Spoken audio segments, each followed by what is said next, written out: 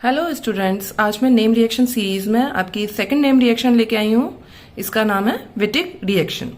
Wittig reaction की मैं बात करूं तो ये किस लिए यूज होती है? ये कार्बन कार्बन डबल बॉन्ड के फॉर्मेशन के लिए यूज होती है।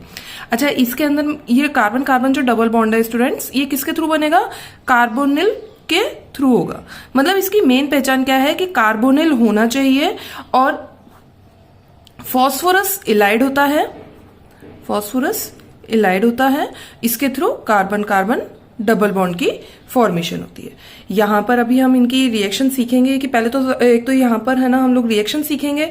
दूसरी चीज यहां पर ये सीखेंगे कि अगर फॉस्फोरस इलाइड हमें एग्जाम में नहीं मिला तो हम किसके थ्रू फॉस्फोरस इलाइड कैसे बना सकते हैं वो भी सीखेंगे। प्लस अगर हम यहां पर स्टीरियो का अगर तड़का लगाएं तो वो किस तरीके से, किस टाइप की एल्कीन, भाई एल्कीन आपको पता है दो टाइप की मिलेंगी, या तो सिस होगी या ट्रांस होगी या ई होगी या जेड होगी, है ना। तो वो कौन सी स्टीरियो रहेगी वहां पर मेंटेन, अगर इलाइड के ऊपर देखें हम तो वो हम यहां पर स्टीरियो की भी बात करेंगे। चलिए शुरू करते हैं हम विटिक रिएक्शन को। सबसे पहले मैंने आपको यहां पर बताया कार्बोनिल के थ्रू होता है, तो यहां पर आपको एल्डिहाइड मिलेगा या कीटोन मिलेगा। इट मे बी और एल्डिहाइड और कीटोन।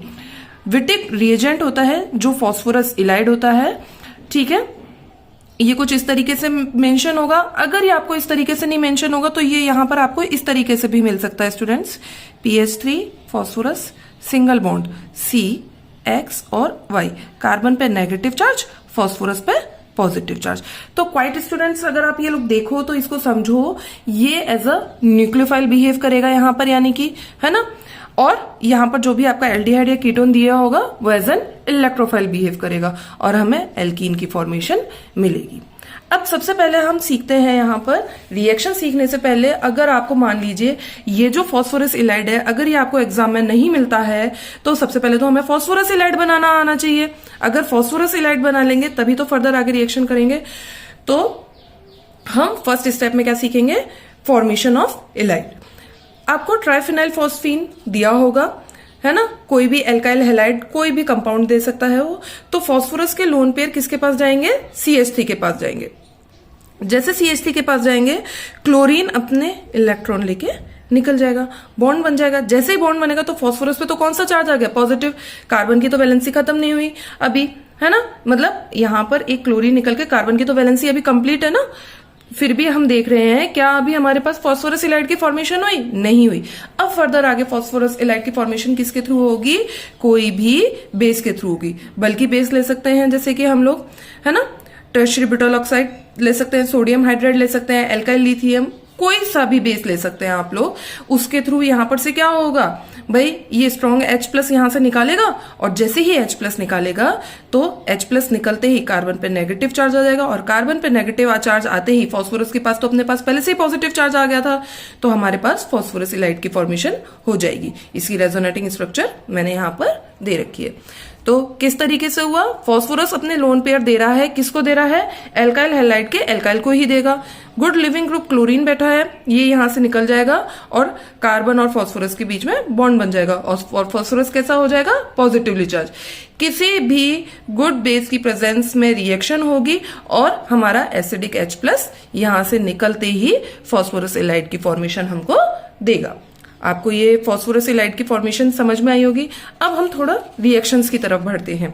सेकंड है अपना रिएक्शंस।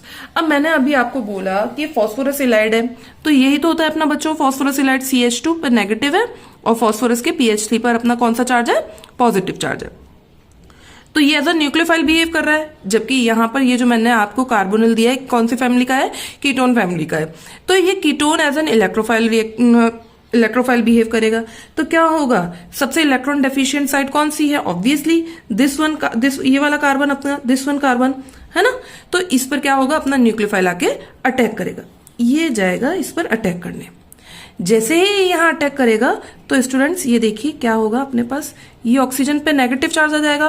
क्यों आएगा भाई? ऑब्वियसली बात है, ये न्यूक्लियोफाइल जैसे ही इस कार्बोनिल वाले कार्बन पर अटैक करेगा तो ये पाई बॉन्ड टूट के ऑक्सीजन के पास नेगेटिव चार्ज चला जाएगा।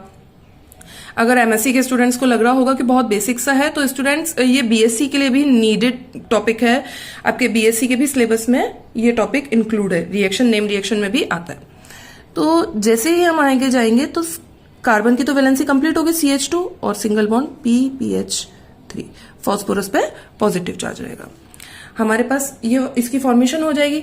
यहां पर ये हमारी क्या हुई है, 1,4 डाइपोलर स्पेसीज की फॉर्मेशन होती है। देखिए 1 2 3 4, इसको हम क्या कहते हैं, 1,4 डाइपोलर स्पेसीज, है ना। अच्छा, इसको हम दूसरे नाम से भी जानते हैं, बीटेन। क्या नाम है इसका, बीटेन। अब स्टूडेंट्स ये ध्यान रखिएगा, जैसे ही ऑक्सीजन पे नेगेटिव चार्ज हो तो वो आगे फर्दर रिएक्शन करने तो जाएगा ही जाएगा, प्लस अगर ऑक्सीजन के पास जब कभी भी सामने उसको फास्फोरस दिखता है तो वो बहुत फास्टली उसके साथ रिएक्ट करता है बॉन्ड बनाने के लिए। तो यहां पर क्या होगा, ऑक्सीजन अपने इलेक्ट्रॉन्स देगा किसको, फास्फोरस को देगा, ताकि बॉन्ड की फॉर्मेशन हो सके, है ना। स्ट्रॉन्ग बॉन्ड बनता है, इसलिए ऑक्सीजन बहुत फास्टली मूव करता है फास्फोरस के साथ रिएक्ट करने के लिए। अब स्टूडेंट्स ये ध्यान दीजिए, तो ऑक्सीजन और फास्फोरस का जैसे ही बॉन्ड बनेगा तो एक 4 मेंबर रिंग की फॉर्मेशन होगी। देखिए 1, कार्बन का 2, ये कार्बन 3 और ये फास्फोरस 4 मेंबर रिंग की फॉर्मेशन हो जाएगी। हम बना लेते हैं ऑक्सीजन, ये CH2 और ये PPH3, हमारा ये हो जाएगा। ये जो 4 मेंबर रिंग की जो फॉर्मेशन हुई है, इसको हम क्या कहते हैं, अगर इसकी मैं बात करूं तो ये आपका ऑक्साफॉस्फेटोन नाम से कहलाती है। ये रिंग क्या, किस नाम से कहलाती है, oxa. Oxa is denoted for oxygen, phosphorus के लिए फॉस्फा,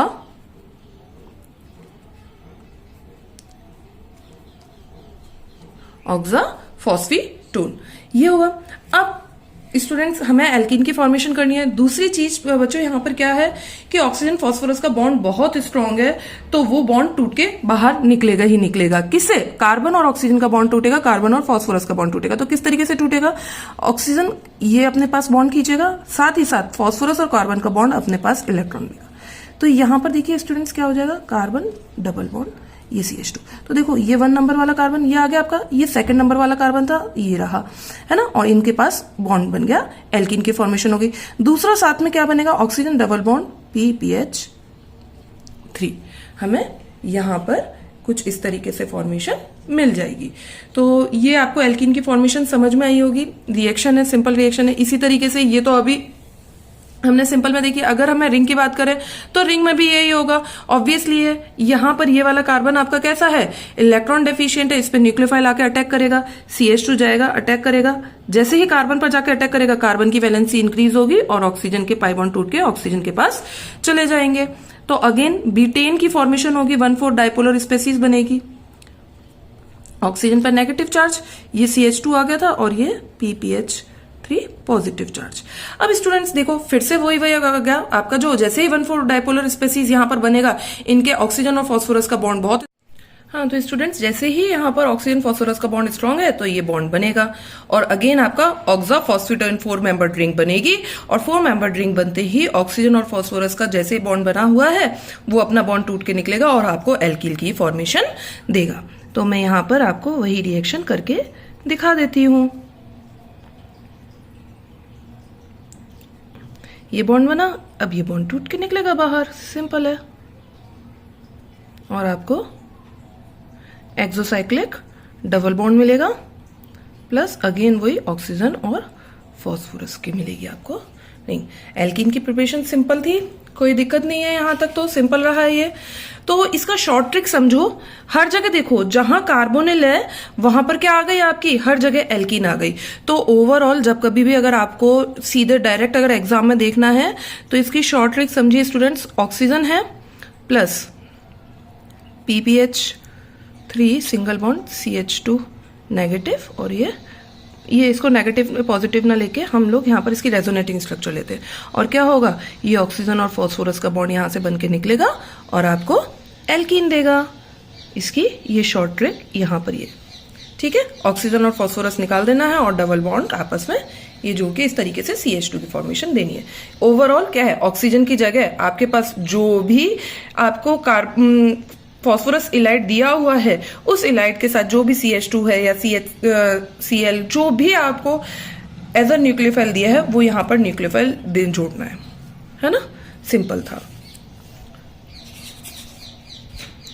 अब बात आती है कि हम इस तरीके की यानी कि कॉन्जुगेटेड डबल बॉन्ड अगर हमारे पास हो तो वहां पर हम किस तरीके से फॉस्फोरस इलाइड की प्रिपरेशन करेंगे, क्या वहां पर वो रेजोनेटिंग स्ट्रक्चर में जाएगा। तो हम ओवरऑल मैं फिर से वही शॉर्ट ट्रिक पे जाते हैं। अगर आपको कभी भी विटिक रिएजेंट मिल रखा हो यानी कि फॉस्फोरस इलाइड मिल रखा हो, कार्बोनिल हो और कार्बोनिल आपकी कॉन्जुगेशन में मौजूद हो, तो कभी भी कॉन्जुगेटेड वाला जो डबल बॉन्ड होगा वो कभी भी आपकी उस रिएक्शन में इन्वॉल्व नहीं होता है। इन्वॉल्वमेंट सिर्फ और सिर्फ कार्बोनिल वाले पाई बॉन्ड की और फॉस्फोरस इलाइड की रहती है। यहां पर भी वही होगा, ये ऑक्सीजन और यहां से ये PPH3 हटाएंगे और CH2 को इस ऑक्सीजन की जगह जोड़ देंगे। बट अगेन मैं यहां पर इसकी आपको मैकेनिज्म दिखा देती हूं कैसे होगा। ये CH2 एज अ न्यूक्लियोफाइल यहां जाएगा, ऑक्सीजन अपने पास लेगा। अगेन 1,4 डाइपोलर स्पेसीज आपकी बनेगी, PPH3 पे पॉजिटिव चार्ज, ये ऑक्सीजन नेगेटिव फॉस्फोरस के साथ बॉन्ड बनाएगा एंड एल्कीन की फॉर्मेशन आपको लास्ट में दे देगा। सॉरी, यहां पाई बॉन्ड था, ये मैंने नहीं बनाया। ठीक है, सिंपल है ये। अब इसको करने से पहले हम थोड़ा सा और आगे बढ़ते हैं, इसको अभी हम बाद में करेंगे।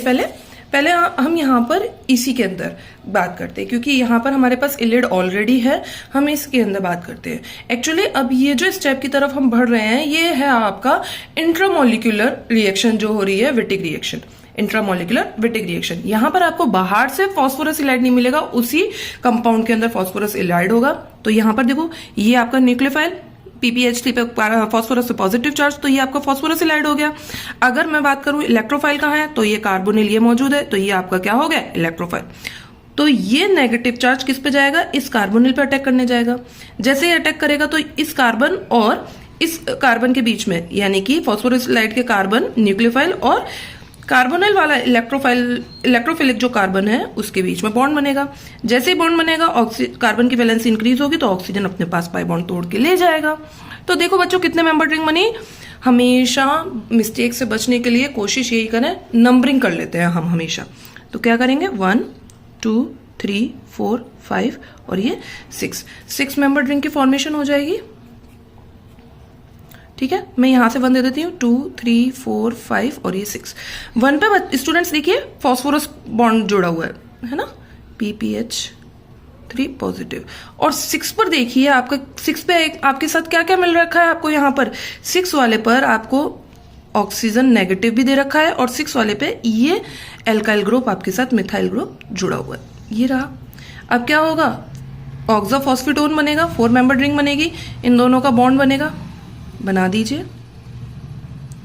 ऑक्सीजन PPH3 इनका बॉन्ड बना, और जैसे ही बॉन्ड बनेगा तो ये टूट के यहां से बाहर निकलेगा, ये यहां जाएगा,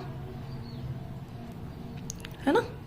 और इस कार्बन पे कमी हुई ना इलेक्ट्रॉन्स की, तो ये यहां आएगा, तो हमारे को क्या मिल जाएगा, कुछ इस टाइप की एल्कीन मिल जाएगी। क्लियर है, ये इंट्रामोलिकुलर विटिक रिएक्शन है। यही चीज मेरी यहां पर है, बस यहां पर क्या है, मैंने आपको विटिक रिएजेंट बना के नहीं दिया है, हमें यहां पर विटिक रिएजेंट बनाना है। तो अभी फर्स्ट स्टेप में हम लोगों ने विटिक रिएजेंट बनाना सीखा था, फॉस्फोरस इलाइड बनाना सीखी थी। वही चीज होगा, फॉस्फोरस के पास लोन पेयर है, वो अपने कार्बन के पास जाएंगे तो उसके पास गुड लिविंग ग्रुप होना चाहिए। कहाँ मिल रहा है हमको, क्लोरीन मिल रहा है गुड लिविंग ग्रुप, तो इस वाले कार्बन पे फॉस्फोरस जाएगा अटैक करने। जैसे ही अटैक करेगा क्लोरीन यहां से बाहर निकलेगा, तो हमको यहां पर क्या मिल जाएगा, ये आपकी 6 मेंबर रिंग, ये आपको एल्डिहाइड दे रखा है एंड PPH3 पॉजिटिव। क्या अभी हमारे पास विटिक रिएजेंट की फॉर्मेशन हुई स्टूडेंट्स? नहीं हुई अभी, तो हमें नेगेटिव चार्ज और चाहिए, न्यूक्लियोफाइल चाहिए। तो वो न्यूक्लियोफाइल कौन निकालेगा, ऑब्वियसली हमारा बेस निकालेगा। ये बेस क्या करेगा, एसिडिक H+ को यहाँ हमारे पास 2 H है, एक H+ को यहां से निकाल लेगा और आपको विटिक रिएजेंट की फॉर्मेशन मिल जाएगी। PPH3 पे पॉजिटिव और इस पे कार्बन पे नेगेटिव। अब हमारे पास क्या हुआ, विटिक रिएजेंट मिल गया, इंट्रामोलिकुलर रिएक्शन हो जाएगी। ऑब्वियसली ये negative charge electron deficient side carbon पे अटैक करेगा, ऑक्सीजन अपने पास इलेक्ट्रॉन लेगा। तो देखो स्टूडेंट्स कितने मेंबर रिंग बनी, 1 2 3 4 5 6, अगेन 6 मेंबर रिंग बन जाएगी।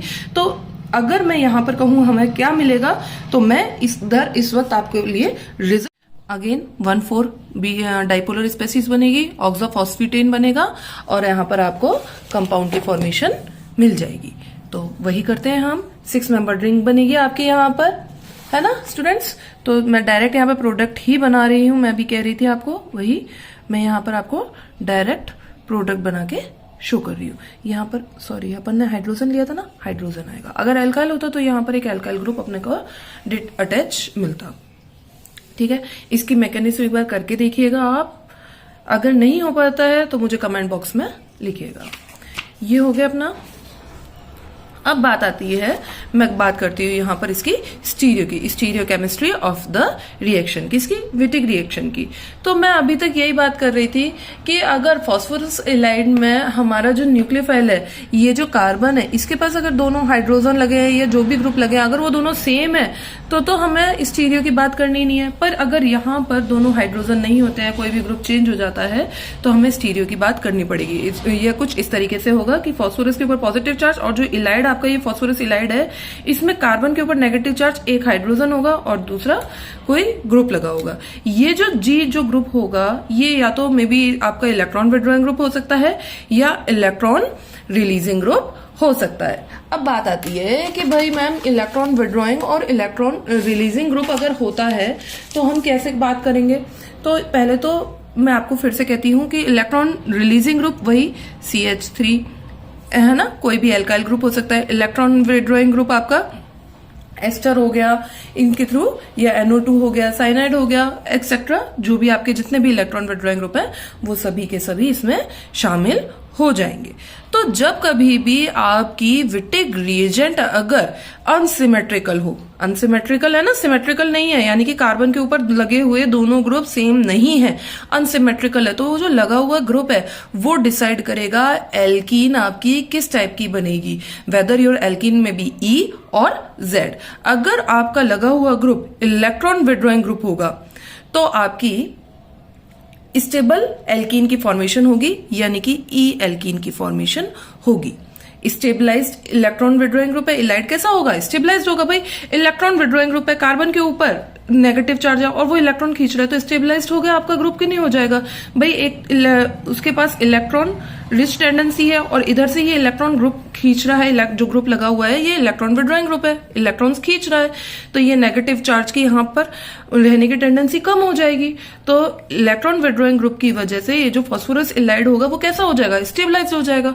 और जब कभी भी आपकी फास्फोरस इलाइड स्टेबलाइज होती है तो आपकी जो एल्कीन बनती है वो हमेशा और हमेशा E बनती है। इसी तरीके से कोई भी आपका इलेक्ट्रॉन रिलीजिंग ग्रुप अगर मौजूद होगा तो वहां हमेशा Z एल्कीन की फॉर्मेशन होगी। इलेक्ट्रॉन रिलीजिंग ग्रुप की होने की वजह से फास्फोरस इलाइड कैसा हो जाएगा, अनस्टेबलाइज्ड हो जाएगा। क्यों हो जाएगा, सेम वही बात, यहाँ पर इलेक्ट्रॉन टेंडेंसी ज्यादा है, ऊपर से ग्रुप कैसा लगा हुआ है, इलेक्ट्रॉन देने वाला रिलीजिंग ग्रुप लगा हुआ है, तो ये यहाँ पर इलेक्ट्रॉन टेंडेंसी और इंक्रीज करेगा, इसके ऊपर नेगेटिव चार्ज या इलेक्ट्रॉन डेंसिटी और इंक्रीज करेगा, जिसकी वजह से इलाइड क्या कहलाएगी, अनस्टेबलाइज्ड। और जो आपकी इसकी वजह से जो एल्कीन बनेगी वो कैसी बनेगी, Z एल्कीन। तो इसका एक क्वेश्चन देख लेते हैं हम, कुछ आपको ये क्वेश्चन दे रखा है। अब सबसे पहले तो इसकी रेजोनेटिंग स्ट्रक्चर बनाएंगे हम, है ना, COOET कार्बन, ये हाइड्रोजन। भाई ये इधर जाएगा, कार्बन पे नेगेटिव चार्ज है और फास्फोरस पे पॉजिटिव चार्ज है। ठीक है, न्यूक्लियोफाइल मिल गया, ये अगेन यहां पर जाएगा और ये यहां। ठीक, ये हुआ। जैसे ही यहां पर ये होगा तो क्या बनेगा स्टूडेंट्स, ये देखो, ऑक्सीजन पर नेगेटिव चार्ज, ये वाला 1 नंबर वाला कार्बन आया, इस कार्बन पे अपने पास क्या लगा हुआ है, एस्टर ग्रुप लगा हुआ है, साथ ही साथ और क्या लगा हुआ है, PPH3 पर पॉजिटिव, 1 2 3 4 1 4 डाइपोलर स्पेसीज मिल गई हमको, इनके बॉन्ड की फॉर्मेशन हो जाएगी यहां पर।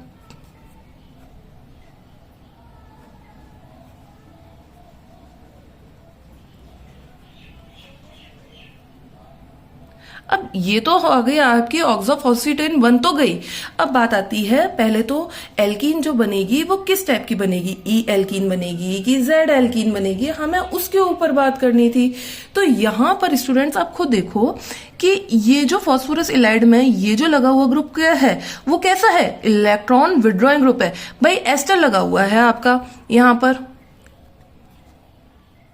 OET, और ये कार्बन पे नेगेटिव चार्ज है। यहां पर ये क्या है, ऑक्सीजन अपने पास इलेक्ट्रॉन खींच रहा है, तो ये कार्बन कैसा हो रहा है, इलेक्ट्रॉन डेफिशिएंट हो रहा है। तो ये अपने पास इलेक्ट्रॉन कहां से लेगा, या तो इस कार्बन के नेगेटिव चार्ज से, ऑक्सीजन के लोन पेयर से लेगा। ओवरऑल भले ही ऑक्सीजन के लोन पेयर से ले रहा है, पर ये यहां से नेगेटिव चार्ज तो खींच ही रहा है ना, तो इसलिए ये कैसा ग्रुप हुआ, इलेक्ट्रॉन विड्रॉइंग ग्रुप हुआ। और मैंने क्या बताया था अभी आप लोगों को कि जब कभी भी स्टेबलाइज्ड फास्फोरस इलाइड होगी, यानी कि इलेक्ट्रॉन विड्रॉइंग ग्रुप लगा हुआ होगा, तो एल्कीन आपकी कैसी बनेगी, ई एल्कीन बनेगी। तो यहां पर एल्कीन की तो फॉर्मेशन होगी, और वो एल्कीन कैसी कहलाएगी, ई एल्कीन कहलाएगी, नहीं बनेगी। भाई ई एल्कीन में जो बल्की ग्रुप होते हैं वो अपोजिट साइड होते हैं। यहां आपके पास हाइड्रोजन है, ये आपका जो एल्काइल ग्रुप लगा हुआ था CH3, तो यानी कि ये एस्टर कहां जाएगा, इसके अपोजिट साइड में जाएगा, और यहां H आ जाएगा। ये आपकी ई एल्कीन की फॉर्मेशन होती है। इसी तरीके से और एक आध देख लेते हैं। यहां पर अब मैंने ये रिंग के अंदर देखा है, अगेन मैंने इलेक्ट्रॉन विड्रॉइंग ग्रुप लिया है, ये इधर जाएगा, ऑक्सीजन के ऊपर नेगेटिव चार्ज, मैं एक साथ ही कर दे रही हूं। अगर आपको नहीं समझ में आया तो प्लीज मुझे कमेंट सेक्शन में बताइएगा, मैं आपको दोबारा से यहां पर करके दिखा दूंगी। इसमें PPH3 पे पॉजिटिव चार्ज है ना, और इस पे क्या लगा हुआ था, COO एस्टर ग्रुप लगा, इन दोनों का बॉन्ड बन जाएगा आपस में, है ना। ऑक्सोफॉस्फेटोन बना रहे थे हम, वो बनेगा,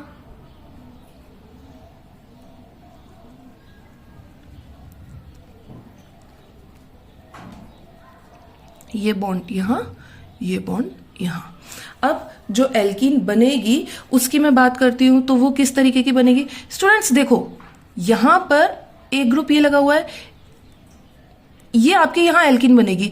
अब बात आती है कि एस्टर ग्रुप किस तरफ जाएगा, है ना। तो इस कार्बन पे देखो बल्कि ग्रुप किस तरफ है, ये साइड पे लगा हुआ है, तो ऑब्वियसली एस्टर ग्रुप इसके अपोजिट डायरेक्शन में जाएगा, तो यहां पर आपका एस्टर जाएगा, ये H आ गया। तो यहां से इसकी ग्रुप की वजह से, और यहां ये, तो ये आपकी कैसी एल्कीन बनी, ई एल्कीन बनी। क्लियर है ये। अब मैं एक और टाइप का क्वेश्चन आपको बता रही हूं, इसमें बहुत सिंपल है। सबसे पहले इलाइट पहचानिए स्टूडेंट्स, मैंने 1 इक्विवेलेंट लिया है, तो यहां पर आपके पास 2 कार्बोनिल है, तो दोनों पे तो रिएक्शन करेगा नहीं, किसी एक ही कार्बोनिल पे रिएक्शन करेगा। कार्बोनिल देखो कैसी हैं, दोनों अलग अलग है, एक कीटोन है और एक एल्डिहाइड है। अब ये जो फास्फोरस इलाइड 1 इक्विवेलेंट लिया है, वो इन दोनों में से किसके पास जाएगा उसके ऊपर बात करते हैं। तो ये है कैसा भाई, न्यूक्लियोफिलिक नेचर है, तो ये मोर इलेक्ट्रॉन डेफिशिएंट साइट पर जाएगा। मोर इलेक्ट्रॉन डेफिशिएंट साइट कौन है भाई, कीटोन होगा कि एल्डिहाइड होगा, तो आप सभी जानते हैं कि वो एल्डिहाइड होगा। क्यों होगा, जो नहीं जानते उनके लिए मैं बता दूं स्टूडेंट्स, ये देखो यहां पर कौन लगा हुआ है, एल्काइल ग्रुप लगा हुआ है, कहीं ना कहीं ये इलेक्ट्रॉन रिलीजिंग ग्रुप तो है ही है ना, तो ये अपने इलेक्ट्रॉन्स इधर कार्बोनिल की तरफ डोनेट कर रहा होगा। तो इस कार्बन पर जो इलेक्ट्रॉन डेफिशिएंसी है वो कहीं ना कहीं थोड़ी बहुत तो कम हो रही होगी। इधर से तो कम हो ही रही है, साथ में ये आपके लेफ्ट डायरेक्शन से भी कम हो रही है। अब वही मैं बात इस वाले कार्बोनिल की मैं बात करती हूँ, तो यहां पर इसके लेफ्ट डायरेक्शन से तो कम हो ही रही है, पर अगर मैं इधर राइट डायरेक्शन की तरफ बात करूं, इस हाइड्रोजन की वजह से यहां पर इलेक्ट्रॉन डेफिशिएंसी जो इस कार्बन की है उस पर कोई इफेक्ट नहीं पड़ रहा होगा। तो ओवरऑल अगर मैं कीटोन और एल्डिहाइड में बात करूं, तो aldehyde is more electron deficient side.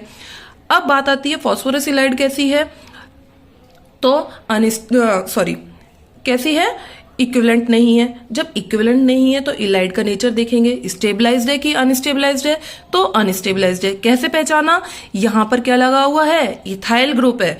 Ethyl group कैसा होता है, एल्काइल ग्रुप, और एल्काइल ग्रुप हम किस में लेते हैं उसको, इलेक्ट्रॉन रिलीजिंग ग्रुप का नेचर है। इलेक्ट्रॉन रिलीजिंग ग्रुप होने की वजह से अगर मैं इसमें बात करूं तो ये कैसा एल्कीन की फॉर्मेशन करेगा, ऑब्वियसली ये कैसा एल्कीन की फॉर्मेशन करेगा, बताइए स्टूडेंट्स। तो ये यहां पर जेड एल्कीन की फॉर्मेशन करेगा। भाई इलेक्ट्रॉन रिलीजिंग ग्रुप है, तो हम क्या कह रहे थे, जेड एल्कीन की। तो मैं यहां डायरेक्ट प्रोडक्ट बना रही हूं, आप लोग अपने आप इसको एक बार मैकेनिज्म करके देखिएगा भाई, एल्कीन बनेगी। अब बात आती है इथाइल ग्रुप कहाँ जाएगा, हमें कैसी बनानी है, जेड एल्कीन बनानी है। तो यानी कि दोनों हाइड्रोजन सेम साइड और इथाइल ग्रुप और बल्कि ग्रुप सेम साइड, ये आपकी जेड एल्कीन की फॉर्मेशन हो गई। मैंने क्या करा, यही ऑक्सीजन और फास्फोरस का जो शॉर्टकट मैंने आपको बताया था उसी तरीके से इसको निकाल लिया है। मैं उम्मीद करती हूँ ये विटिक रिएक्शन जो है ये आप सबको समझ में आई होगी। ये 11th 12th बीएससी के तीनों साल और एमएससी के प्रीवियस और एमएससी फाइनल सभी क्लासेस के लिए इंपॉर्टेंट रिएक्शन है। कहीं ना कहीं इसका यूज बहुत होता है, तो प्लीज इसकी कोशिश करिएगा, प्रैक्टिस करिएगा। ये जितनी भी रिएक्शंस हैं इन्हीं के रिगार्डिंग क्वेश्चंस रहते हैं और बहुत ही सिंपल नेम रिएक्शन है, तो प्रैक्टिस करेंगे तो बहुत अच्छे से समझ में आएगा। ठीक है students, thank you to all. I hope you all like the lecture. Please like, comment and subscribe my channel. Thank you to all.